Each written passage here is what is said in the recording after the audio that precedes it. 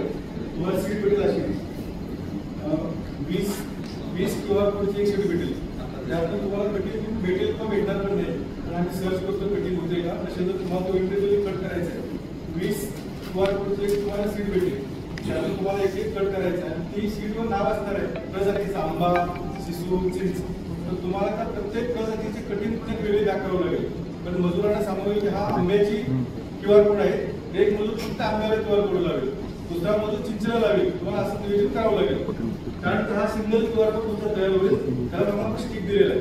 तो स्टिक तुम्हाला हा सेंटर हा QR कोड सेंटरला आहे.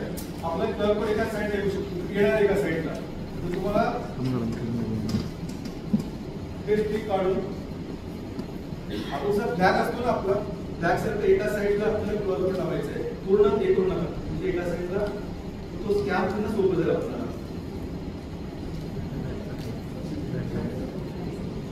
कारण जर ते इकडे आलं QR कोड तुम्हाला स्कॅन करता येणार नाही. त्यामुळे तो QR कोड पूर्णपणे एका बाजूला राहायला पाहिजे.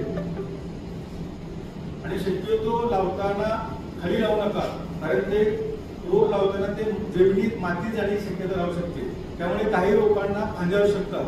त्या फांदीला प्रेफर करा, किंवा जर रोड मजबूत असेल तर वरच्या भागात लावा, खालच्या भागात लावू नका, कारण ते मातीमध्ये जाऊ शकतं. नंतर स्कॅन करायला अडचणी किंवा ते आपल्याला 1-2 वर्ष पुढे राहण्यासाठी आपण करत आहे.